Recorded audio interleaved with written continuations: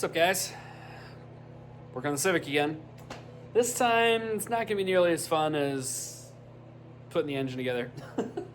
I need to strip the whole engine bay down and fenders off, all that stuff, because I need to redo the engine bay.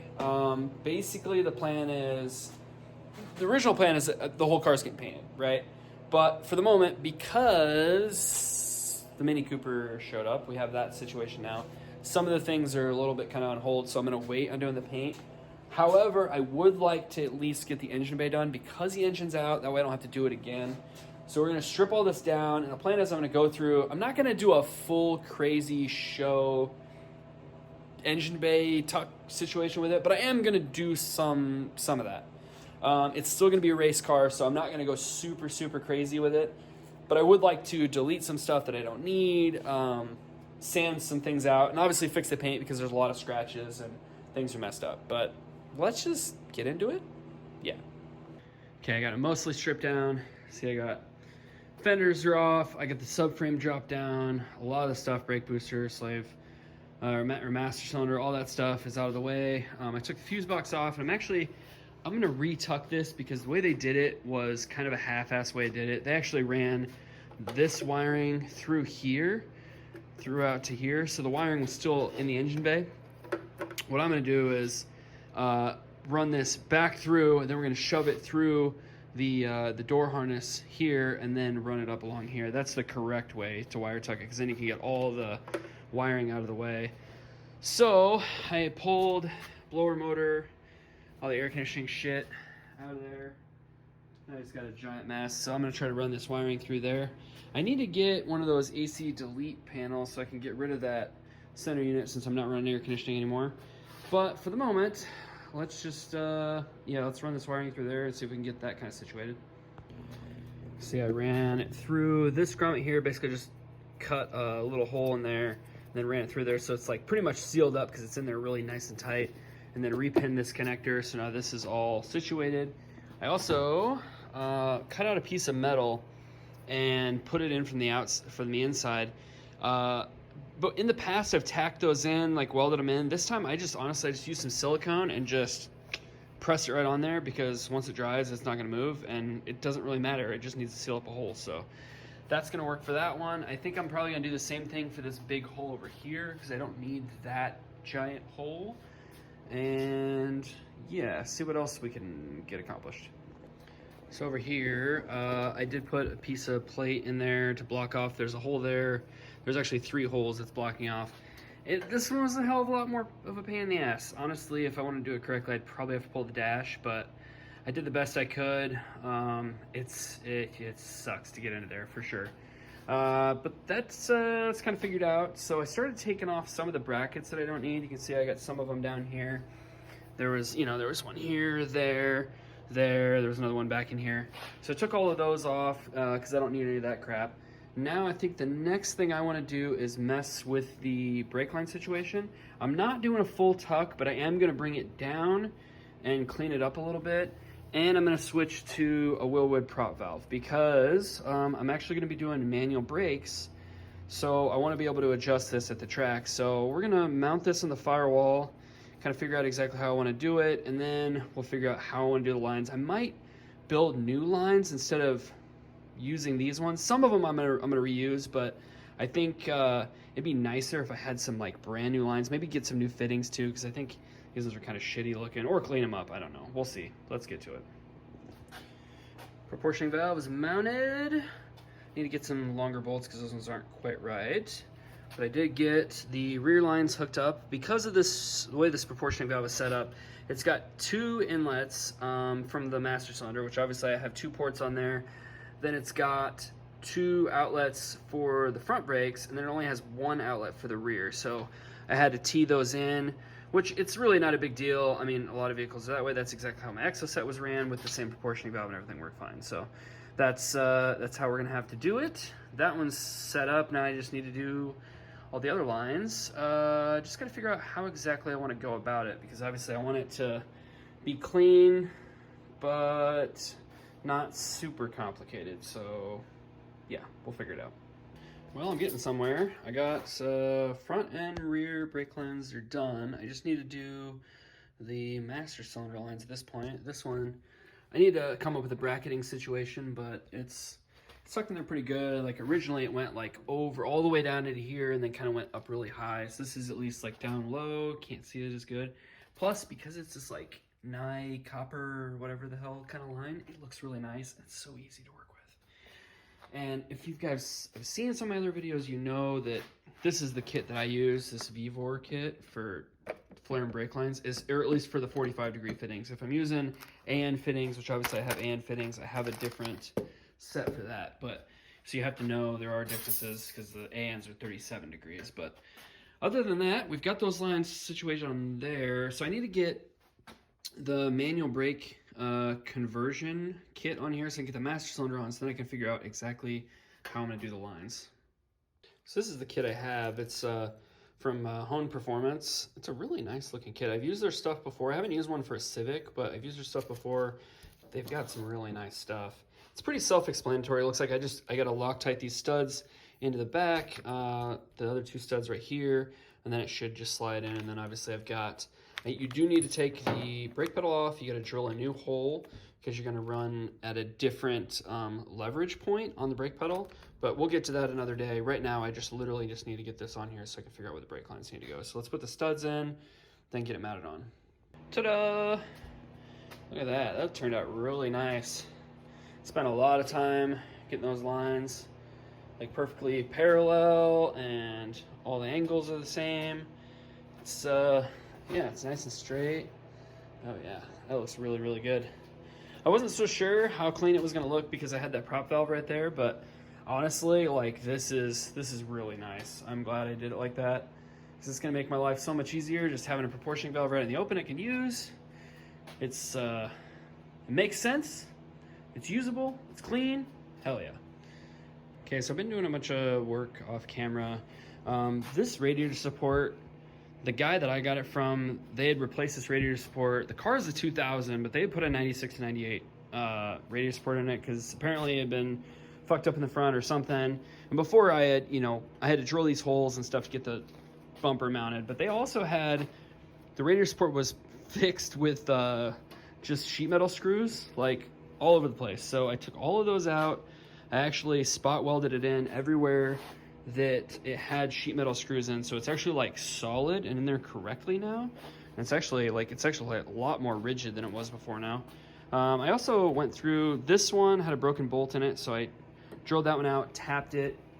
Then I started taking some of the seam sealer off along a lot of the edges, getting rid of a lot of that crap so it can kind of make the engine bay look nicer once it gets painted. Once again, I'm not going full 100% shaved show car, but I do want it to be, pretty good.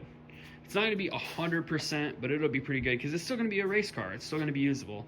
So I did go through and I marked a bunch of holes with X's that I don't need. So I think I'm going to go through and I'm going to weld up some of these holes that I don't need because there's no point in having them there. And if I get them welded up, smooth them out, it'll just look better in the engine bay.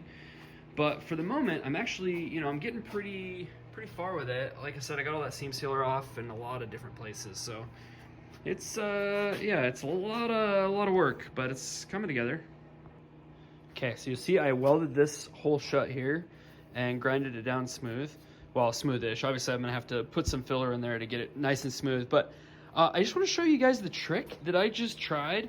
Like, so I had seen on, another YouTube channel that a guy, he had like this special tool that had to take a piece of block of copper that would like sit up behind a hole and then used a magnet to like hold it in place.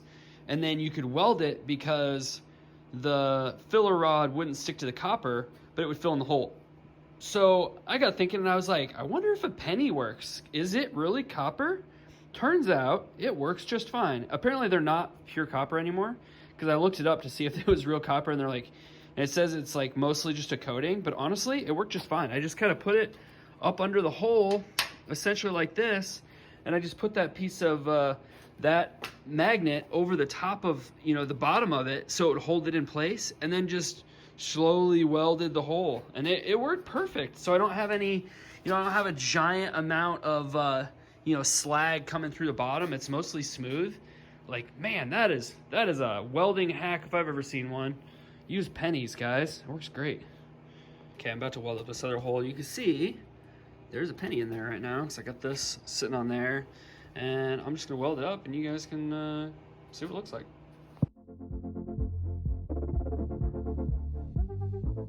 Yeah, there you can see I got that welded up. I just need to grind it back down, but let's see this. It's actually kind of stuck on this one. Let's grab. Look at that. Camera back off. Easy. And the other thing I'll show you is if you look at the bottom, you can see how smooth that is, and there isn't a whole bunch of slag. Like, it's a little bit tricky to see, but like you can see that's flat right there. There's not really any raised section at all. So it keeps it nice and tidy. You just gotta grind that spot down and then you're good to go.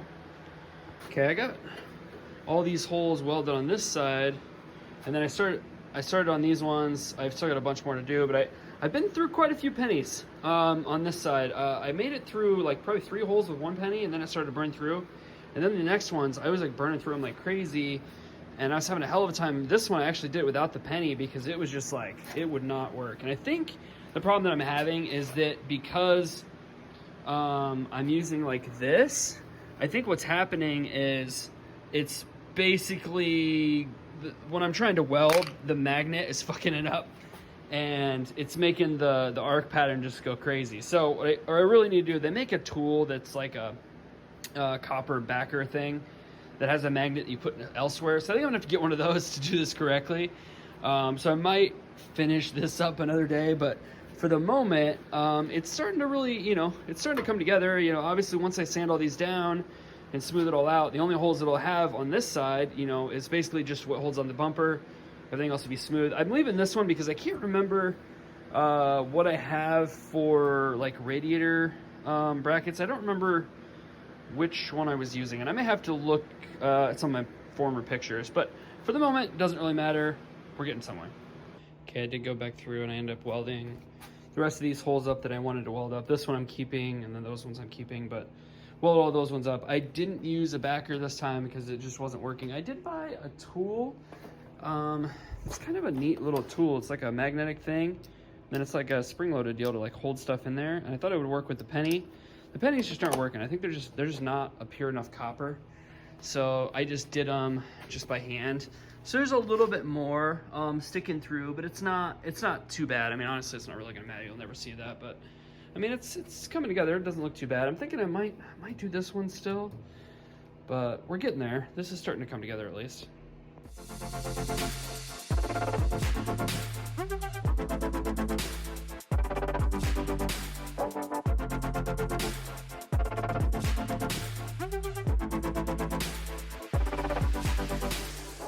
Okay, lots of jacking around. I got, everything is welded up in these shock towers that I'm going to weld up. Originally I was going to do like these and these, but I just don't have a good way to do a backer right now. I don't really feel like, making little inserts. I mean, like I said, it doesn't really matter. It's still going to be a race car. I welded these up, welded most of these up. I did take this pocket bracket mount thing out of there because I don't need that anymore. That's only for D series, B series, so I just drilled all the spot welds out. I did get a little carried away with this one and drilled all the way through, but it's not really gonna matter. So now we get honestly to probably the worst part of the whole thing. Now I gotta grind everything down, sand everything down, smooth it out so we can paint it. Oh, this is not gonna be fun, guys. All right, guys, after a lot of screwing around, a lot of sanding, a lot of sanding and smoothing, filling, whatever. I think I'm about ready to actually throw some like a decent amount of primer on there. Obviously I primered some of the front, a little bit here and there, but I think I'm about ready to do the whole thing in primer and see where we're at. I'm sure I'll have to touch up a couple spots, but for the moment, I think we're pretty good. I went over it with wax and grease remover, cleaned it all off. It should be ready to go, so I guess it's time to throw primer on and see what happens. Fully in primer now. I I did run out of one of the colors of primer, so I had to use a little bit extra. Something else that's a little bit different shade, but I don't think it's gonna matter once I get enough yellow on there. That everything's yellow underneath, so that's good, if anything happens. But I think we should be good to go once I get this all dry. So I gotta wait at least a couple hours because it's pretty cold. But yeah, I think we're in a good spot. We're in a good spot. Just about ready to throw some paint on it.